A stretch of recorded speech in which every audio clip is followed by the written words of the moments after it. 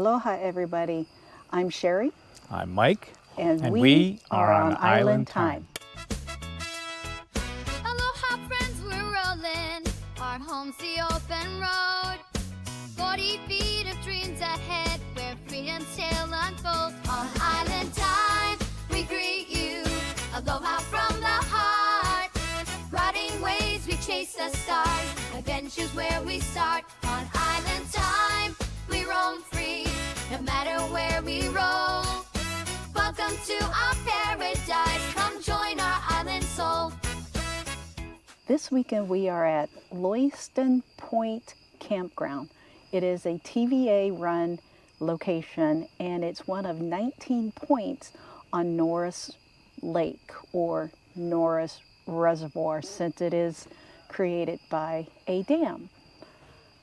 We are in Site 56, and this is a really pretty place. Norris Lake is known to be one of the cleanest lakes around, and for good reason. It is beautiful here.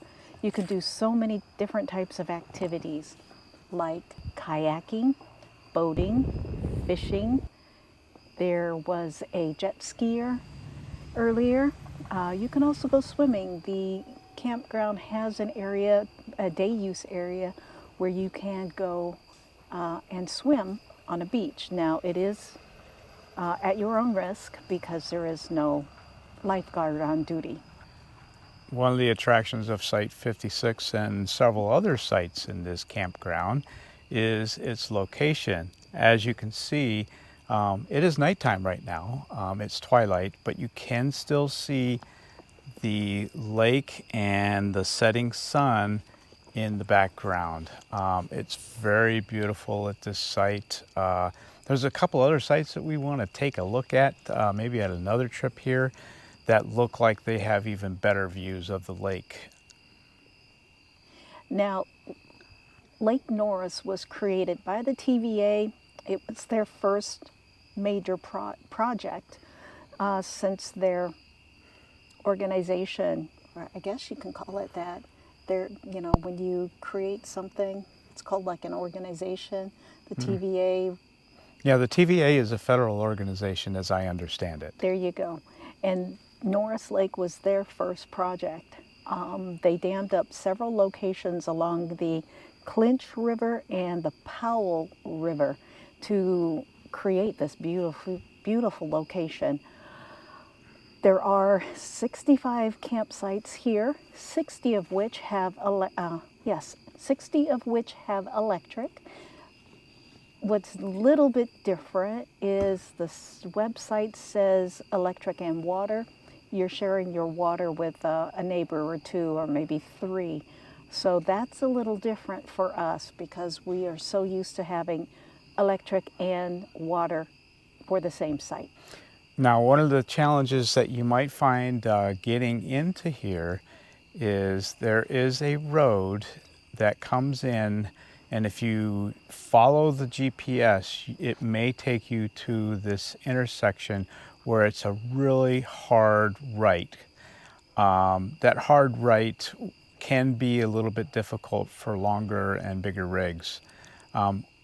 Fortunately, we use RV Life, Trip Wizard, and it did not take us that way. It took us an alternate way, which brought us into the campground, just a slight different turn. There's like a triangle of roads that you'll see on the map, and the way it took us was at the bottom of the triangle, and we went around to the left and then came back into the campground. The roads are very narrow, and you will find that if you're coming in here at night, it could be a little bit challenging for some people. I would highly recommend that if you do come here and you decide to stay, that you come during the daylight hours. Most definitely, because even during the daylight hours, for me being on the passenger side, because Mike was driving, I was biting nails and clenching my okole because it's, very narrow, very steep, literally no shoulder. If you don't know what a nokole is, ask a Hawaiian. And that angled turn that Mike was talking about, it's greater, like this is a 90-degree turn. It's like 90 plus maybe another 30, 45 degrees. So it's kind of like this, if you can see it. And on top of that, that 90-degree turn, or greater than 90-degree turn, goes uphill. So you turn right and you go uphill. So please, if you want to come here and try it out, because it is a gorgeous location, come during the day. Also, I found out there are 3 eagles that live in on the island behind us. Now, I did get to see them on Thursday. They were very active, but the last couple of days they've been pretty quiet. So no eagle sightings on Friday or Saturday. This is Saturday evening, and we leave tomorrow, so I'm not even sure we'll be able to see them. It was very difficult to get any video on them because they were flying so fast, but you knew they were eagles because of their screeches, plus you could see the white tail feathers and the white head feathers on them. Gorgeous, gorgeous, gorgeous. So now it's time for the 3 things we like and the 3 things we don't like. And as usual, we're going to start with the 3 things that we do not like. You can start. Okay, so Site 56 has a very beautiful view. However, if you are in an RV motorhome, you are going to have a little bit of trouble leveling. We have 3 blocks, or 3 packages of 10 blocks that are about 1 inch high each, and we used all of them. We were able to just barely get level. So that's one of the things that I don't like. The site it's kind of level from front to back, but on left to right, it goes like this. And it's very hard to get yourself to a point where you can actually get your levelers and your jacks where they'll bring you into level. And there's some other sites that are here that are even worse than that. And there's some sites that are better than that. So it's a trade-off of the view versus the ability to get level.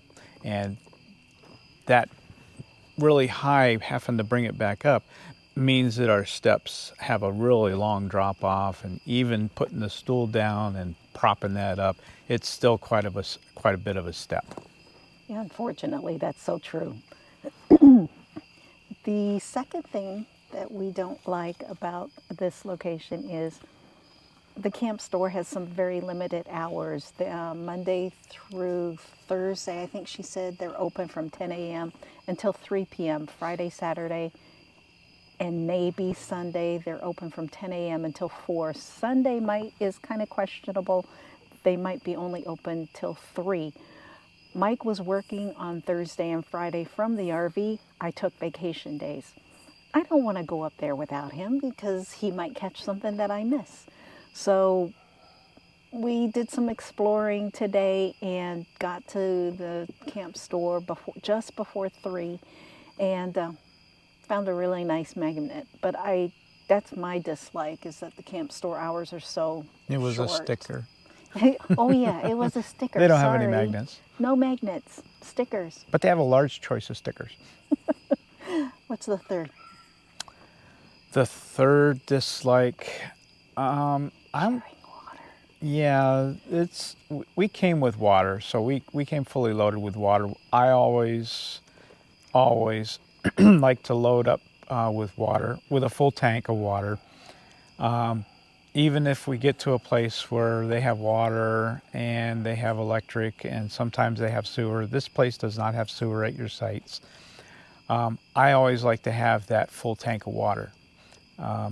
But if we wanted to hook up, we would be sharing the same faucet with 3 other campsites, which means, well, you might have good pressure, you might not. But we never hooked up, so we never found out.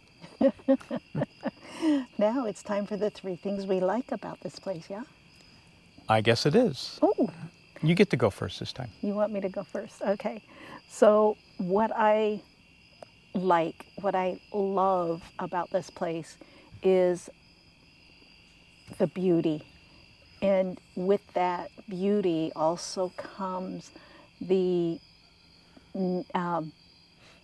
diversity of animals that you have the opportunity to see here. We have seen, well, squirrels. Okay, everybody knows what a squirrel looks like. Chipmunks. But there are red-headed woodpeckers. There is the Downy Woodpecker. There are eagles that I had mentioned. There is a shore bird called a Killdeer. Don't ask me why it's named that. I have no idea. But got to see some of those. There was a Kingfisher very close by, and I haven't seen one of those in a long time. But the natural beauty of this place is what I love, and as well as the various wildlife here. So I have to say for Site 56, there was more than one upside. This is kind of a nitpick thing because I work remote sometimes when I'm camping, and I worked remotely Thursday and Friday, and I do require a very good internet signal. Not only was the cellular really good, but Starlink was good too because we had a nice open sky at this site. So I was able to use the SpeedFusion Cloud, that service that we have with our PepLink, to bond all 3 of my internet channels, both my cellular, Verizon, AT&T, and the Starlink. And for me, that's extremely important since I'm downloading very large files sometimes. And I did several huge downloads, which were extremely fast. I was very happy with that. And now the third thing.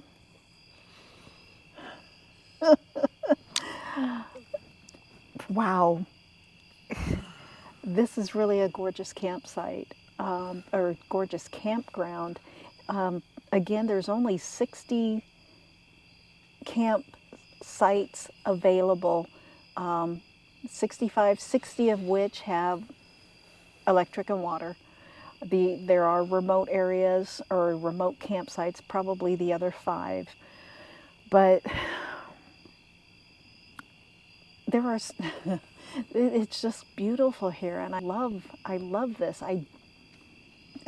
Going back to what we dislike about it, I hate the drive coming in because after a certain point, the roads are so narrow, but I love it here. There's a couple of things to do really close by as well, and we'll probably list that down below. Actually, we might have a little bit of video for that. Not much, mostly pictures, but one of our favorite places that we went today was the Appalachian Museum of Appalachia. Yeah, Museum of Appalachia. And if you ever get in this area, do stop by. It is a extremely interesting and informative history, and look at the life and times of this area, the Appalachia area. And it doesn't just include Tennessee, it includes Virginia, North Carolina, a little bit of Kentucky, I believe. Yeah. So it's very interesting, the people that claim their roots in this area. And settled here. And that history goes back further than maybe 250 years, because I talk about the indigenous people that lived here as well. And they give credit to the indigenous people and the help that they gave them during the time that the settlers were coming in and getting to know the land and getting to work their farms and whatnot. So, and it's huge.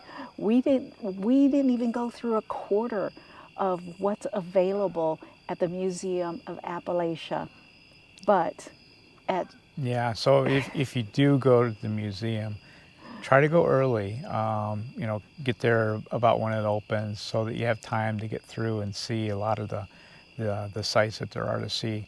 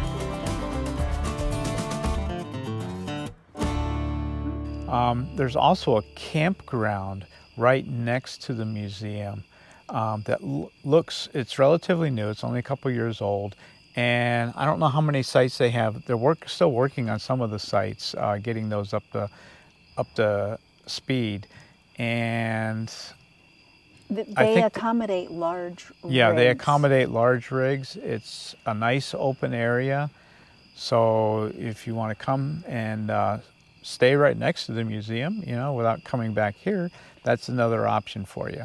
And there are also around the area, there is Norris Dam State Park. There is can't remember the name of it, but it's a big something state park. So there's 2 state parks really close by to Loyston Point Campground.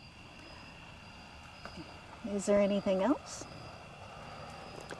No, that's about all I can think of. You know, sorry there's not more information on this place. We're hoping to come back again and maybe bring you a little bit more information about all the things that there is to do around here.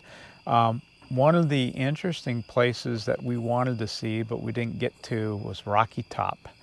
Rocky Top, Tennessee. There's a song, if you're old enough to remember, or you've been listening to old time radio, you know the song, Rocky Top, Tennessee.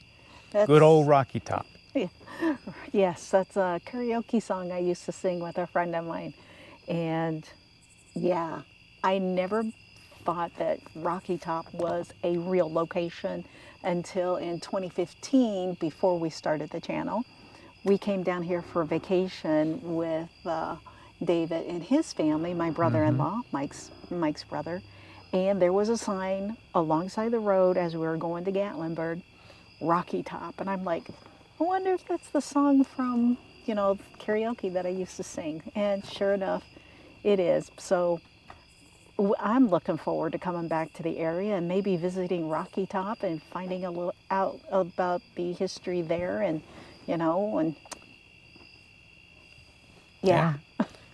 Yeah, and there's a couple other towns that you might be interested in visiting. One of them is Oak Ridge, Tennessee, and the other is Clinton. Oak Ridge, Tennessee has history from World War II, where that's where they developed the nuclear bomb. Yeah, they so- displaced a lot of farmers, though, in order to make it kind of a top secret location at the time. Yeah, and we saw signs when we were going through there where looks like you can actually take a tour of some of the places. So that might be something of interest to you as well. Yeah, that's probably about 40 minutes out or so. Yeah, it's a roughly 40-minute drive. But the state highway, no, I've mentioned before, state highways or the state roadways are just so narrow and whatnot. This particular state roadway is 4 lanes, 2 in each direction. Yeah. So I was very happy to be in a civilized area that had good roads. She doesn't like narrow roads at all. For me, it doesn't bother me growing up in Pennsylvania, in basically small town Pennsylvania. The small narrow roads were just something that I grew up with, and driving at night a lot. Due to the job that I had in New York, blended to my, I just don't have a fear of narrow roads. So this is our very short video on Loyston Point Campground. Tomorrow I'm hoping to get some Hover One pictures of our site and whatnot, and as always, thank you for watching, and if you haven't yet, like and subscribe so you know when we have new content. And until next time, ride the wave on Island Time. Aloha, everybody. See you Bye. next time.